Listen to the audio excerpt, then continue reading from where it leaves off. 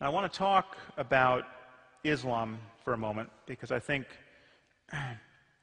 we are wise to be concerned about it. As you know, I'm concerned about religion in general, but I think we're wise to differentiate specific religious beliefs. And we are, I think, quite encumbered by political correctness and just frank confusion on this front. One problem is that we have this one word, religion, which names this truly diverse spectrum of fascinations and ideological commitments. And religion is a nearly useless term. It's a term like sports. Now, there are sports like badminton, and there are sports like Thai boxing. Okay, and they have almost nothing in common apart from breathing. Right? There are sports that are just synonymous with the risk of physical injury or even death. I mean, there's sports that are just synonymous with violence. Now, if you get injured playing badminton, you're just embarrassed.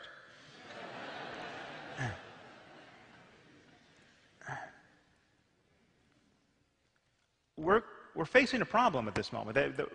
There is, I'm happy to say, a religion of peace in this world, but it's not Islam. Okay. To call Islam a religion of peace, as we hear ceaselessly reiterated, is completely delusional. Now, Jainism actually is a religion of peace. Jainism is the core principle of Jainism is nonviolence. Gandhi got his nonviolence from the Jains. The crazier you get as a Jain, the less we have to worry about you. It is. This is. I mean, Jain extremists are actually they are paralyzed by their pacifism. Jain extremists just they can't take their eyes off the ground when they walk lest they step on an ant. They filter every sip of water through cheesecloth lest they swallow and thereby kill a bug. I mean, needless to say, they're vegetarian. So the problem, notice, the problem is not religious extremism, okay, because extremism is not a problem if your core beliefs are truly nonviolent. The problem isn't fundamentalism, which we often hear this said. These are euphemisms. I mean, the only problem with Islamic fundamentalism are the fundamentals of Islam. Now, we have Mullah Omar and Osama bin Laden and Khalid Sheikh Mohammed. These guys agree about the nature of reality and how to live within it. And the problem is they are giving a very plausible version of the faith. Osama bin Laden is not the Reverend Jim Jones of the Muslim world. It would be wonderful if he were, but the problem is he is giving a truly straightforward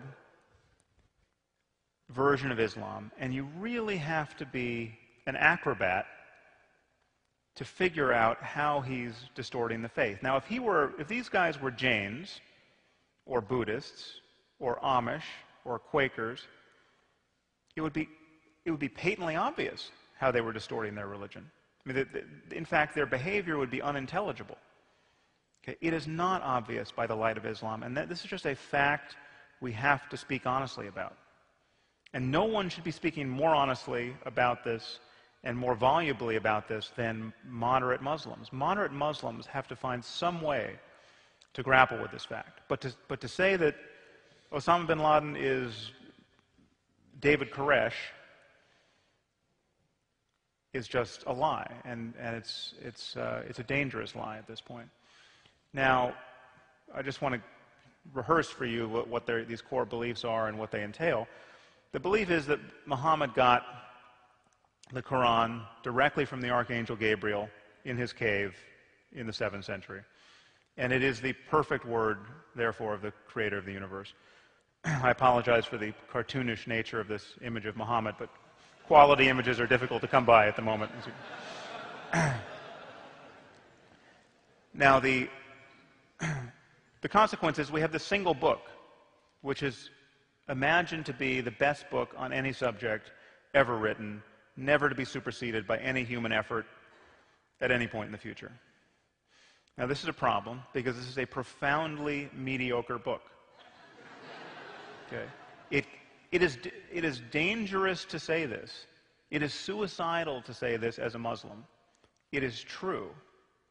And we have to grapple with this fact. And the idea that this is the best book ever written on any subject can only be maintained in a kind of fantastical intellectual isolation. And this isolation has actually been achieved in the Arab world to an astonishing degree. Some of you probably have heard this fact, but the country of Spain translates more of the world's literature and learning into Spanish every year than the entire Arab world has translated into Arabic since the 9th century. Okay, that's scary. It's scary given that the contents of this book really offers precious little rationale for living in a sane and pluralistic global civilization. What it does give you a rationale for is ceaselessly worshiping the perfect being who has given you this mediocre book. And this is a photo of Muslims in Kashmir worshiping at a shrine believed to contain a single beard hair from the Prophet Muhammad. Now, in showing you this image, I don't actually mean to denigrate the positive emotions that can be associated with this kind of practice. I mean, I think devotion is a positive emotion that we want in our lives. And I certainly don't mean to make light of how difficult life undoubtedly is for Muslims in Kashmir. But it seems to me patently obvious, given the challenges that they face and that we all face in creating a world worth living in, these people have something more important to do than worship the beard hair of a man who may well have been a schizophrenic.